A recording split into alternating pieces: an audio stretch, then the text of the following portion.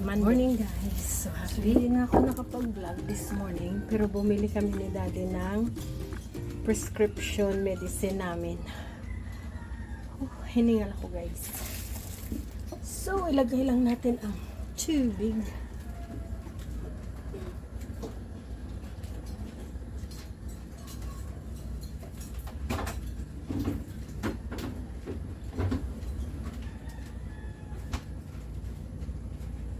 Ayan, tapos magluto tayo ng rice.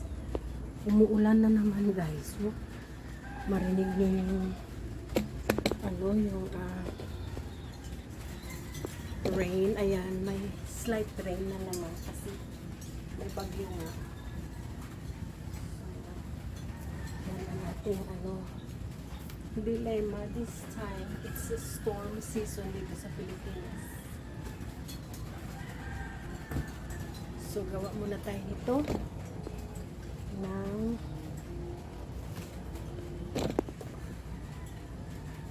magluto tayo ng rice. Naubos na yung rice.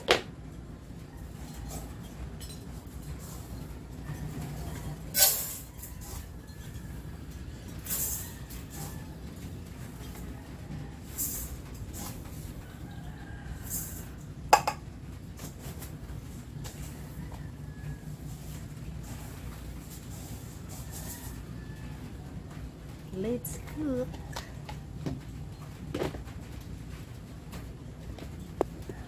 So sa stormy season dito sa Pilipinas guys, minsan ang hirap talaga mag-adjust ng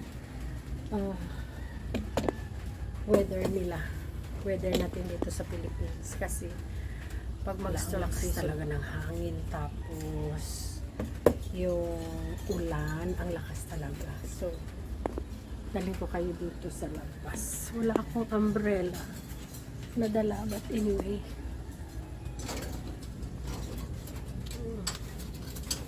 Dito tayo.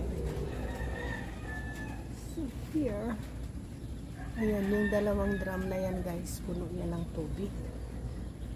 So ipo-fold ko lang itong curtain na to kasi nga siya baka mapalit ng hangin. Sandali. So ito guys, may nahulog na naman tayo na dekorasyon. Galing dito yan. Binagyan ko na sila ng tape, pero for some reason ito nahulog na naman. So yung sa kabila nagwa tape, yung dyan nagwa tape, dito hindi nagwa. So ibabalik siya natin. Tingnan natin kung mag-ano siya guys, mag-hold back. Ayan, let's see. So anyway, ito yung rainy season dito sa Philippines. In a way guys, hindi siya nadaan na ganito yung ulan sa Australia.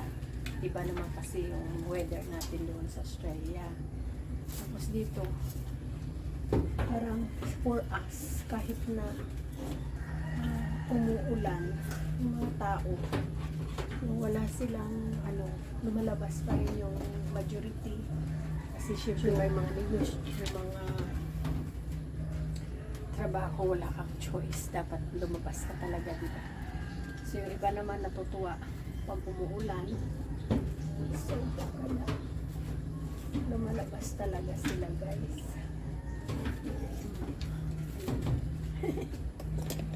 Binalik ko.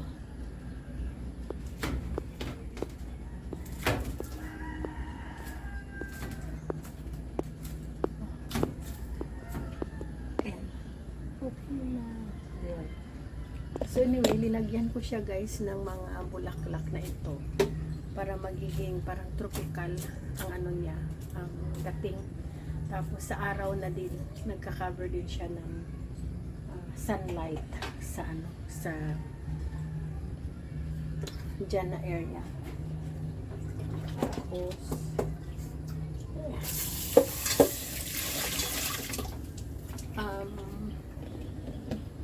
dito naman tayo mag-story time. Sa totoo lang guys, nung papunta na kami dito sa Pilipinas, may mga questions din sa utak namin. na paano tayo makakasurvive ang pera, ganyan, kasi wala tayong trabaho doon, So lang namin, pinag-isipan mabuti paano namin mapakasya ang dollars namin. Tapos medyo mahirap pa sa amin kasi every 10 months bumabalik kami sa Australia. Ginawa namin na ganyan kasi yung ticket namin, guys, pag bumili ka ng single way, mas mahal pa yata kaysa return sa dubli, papunta pabalik. So ginawa na lang namin papunta pabalik kasi sayang din. So si daddy makakastay naman siya ng longer than a year. Ayusin ko lang yung visa status niya, pero at the moment hindi ko na inano kasi happy na kami na makauwi man kami sa Australia once a year, every 10 months uwi, good, kaya pag alam namin na pauwi na kami, yung bahay namin piniprepare na namin yan mga 2 to 3 months before. Yung tao dito tinitraining na namin nung mangyari kung masta kami sa Australia hindi kami makabalik, itong gagawin nyo, ganda exercise na kami kung anong gawin namin. Pero there's always a question in our head before nung nag-move kami dito na dapat namin sagutin kasi financially, of course, kasi may bahay na kami, nakabuild na to ang bahay, hindi lang masyadong tapos, pero matirhan mo na siya. Ang gin-extend ko lang dito, ito ang third na area para na may space naman kami mag-entertain ng tao. Tapos yun, so ang project pa namin na future is garage. Dito kami sa kabila ng lote magpapagarage. That's another 60 square meters naka-reserve para naman sa garahe namin at another room or a couple of bedrooms para sa mga anak namin. Medyo malalaking rooms, ganyan. So dito naman sa side na to, guys, ng bakante na to, yung lote na to, is 60 square meters yan siya, naka-reserve for that purpose. So very soon magkaroon na kami ng garage. So very happy kasi ang sasakyan namin para malapit na siya sa bahay. So cross fingers, garage is very soon coming.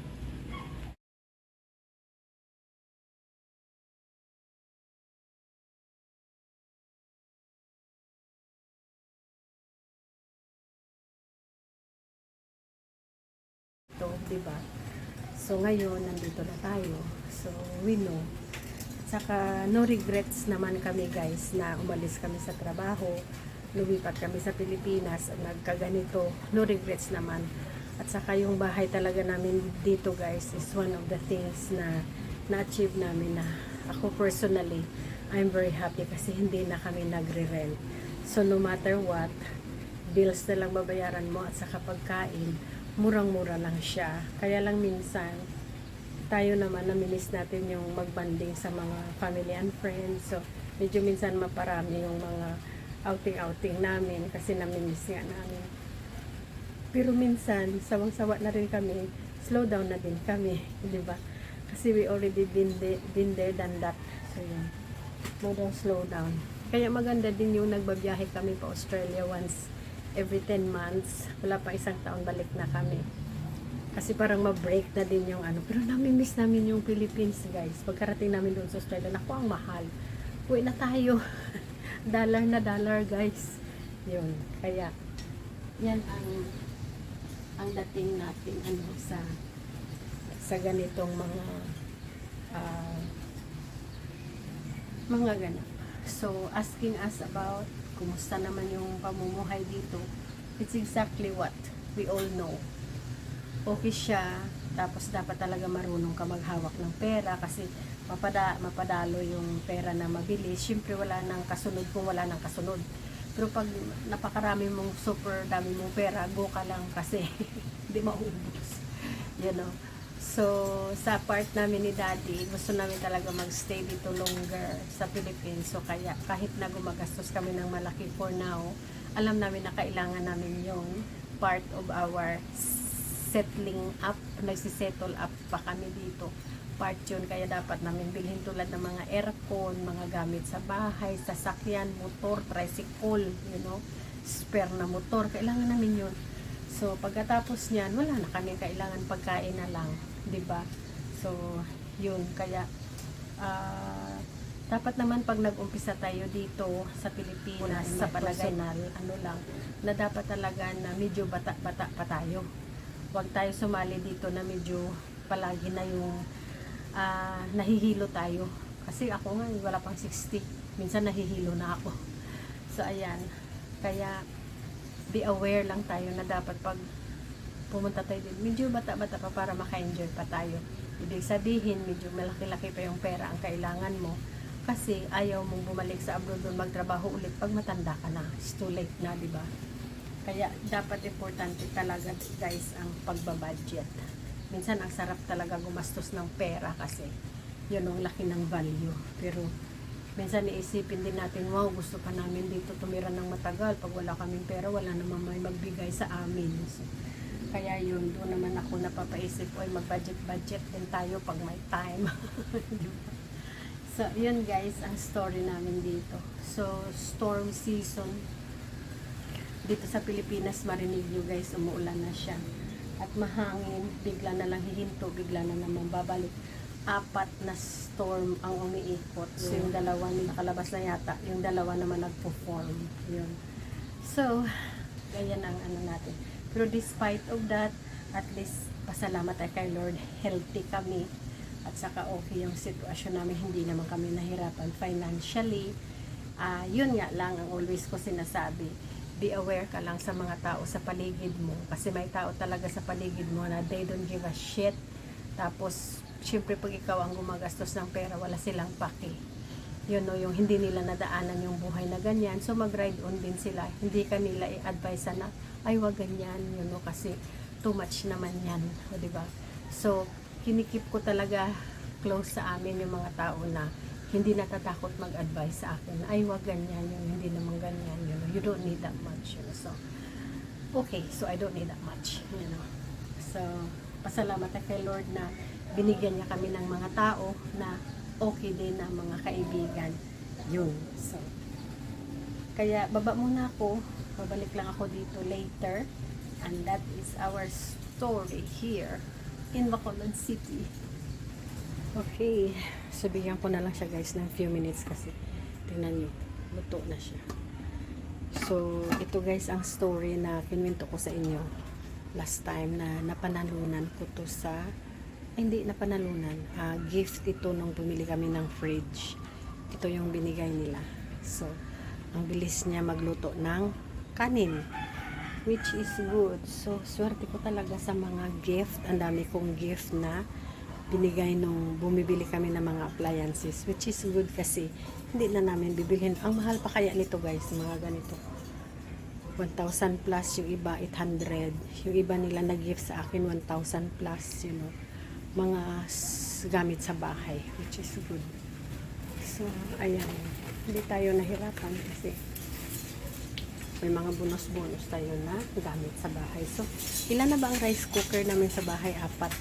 Tapos nag-order, ang dalawa hindi pa nagagamit. And then nag-order ako ng isa, yung medyo maliit, para sa second floor. Para na kung gusto ko magluto doon. Kasi minsan, mahirap umakyat dito, umuulan. Malakas yung ulan. So, hindi naman siya nagbirada ng ulan at the moment, which is good naman. Pasalamat naman tayo. Kasi makababa pa ako, guys. O, diba? Ganyan lang naman. Pag nandito ka, mas stuck ka talaga dito. It's got everything. It's got toilet. Pero mas maganda doon sa ilalim. Kasi maka-look out ka naman sa mga weather. So, ito na lang ang naiwan natin na mga tissues. So, bibili ulit ako. Ito yung isa. Itatago ko dito kasi malakas ang hangin. Baka pagdating natin, wala na dito yung mga ano natin. Yung mga gamit natin. Saka ito yung plastic bag. Itago natin din ito. Plastic bag. Ayan. So, okay. Baba muna tayo. We bought pizza, guys. What did we buy, Daddy? Ham and cheese? Ham cheese and Hawaiian.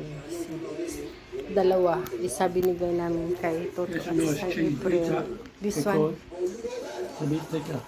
Oo. I like this size pizza like that. And we bought turon, guys. Ayan. turon. 1 each man for us. 4 of us. Sarap.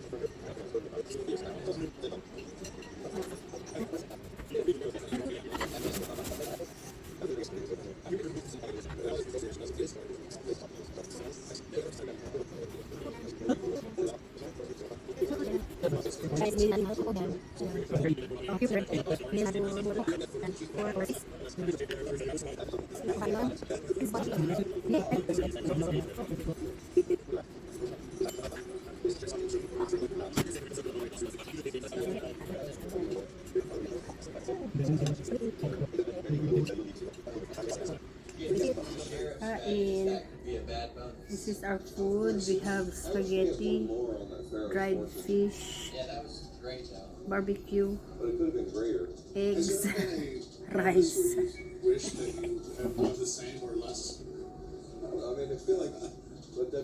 This is our feast of food. Oh, I had pizza, turon. What else I had? Pizza, turon. Banan, turon, banana cue na naman guys. Kain tayo. Time is 5 o'clock na siguro plus. So ito na yung dinner ko, ha? Let's eat. Dad's munching as well. While watching TV, we got the aircon on. In 23 degrees. The aircon is on 23 degrees. And we are having something to eat. Let's eat. Ayan, dinner time in the household. Alright.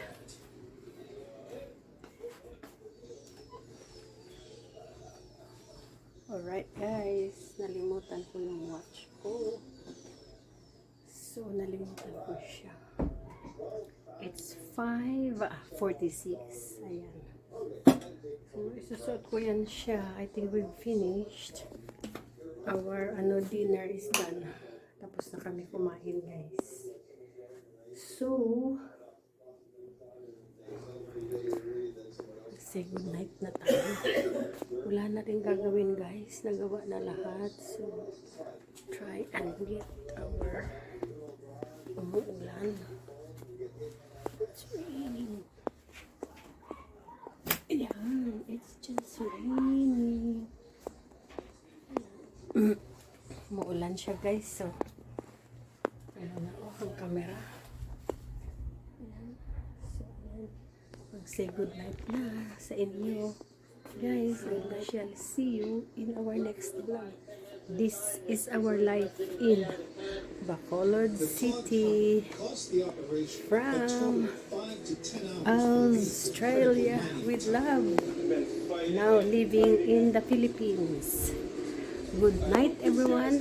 We shall see you in our next vlog. Good night, Daddy. Good night. He's eating food. Good night, guys. We've been doing this for a long time, but it sure ain't as easy as it used to be. Everybody's trying to get there. What a pain in the ass. Good night, everybody from Bacolod City. It's raining outside, guys. Still stormy. 3 days now. So it's been 4 days. 4 days, yeah. It has been raining and it's like 4 storm coming with from like behind each other. So let's just hope that nothing will go any stronger. Alright, so this is our life in Bacolod. It's signing out. Night, guys. Thank you for watching. Bye bye now.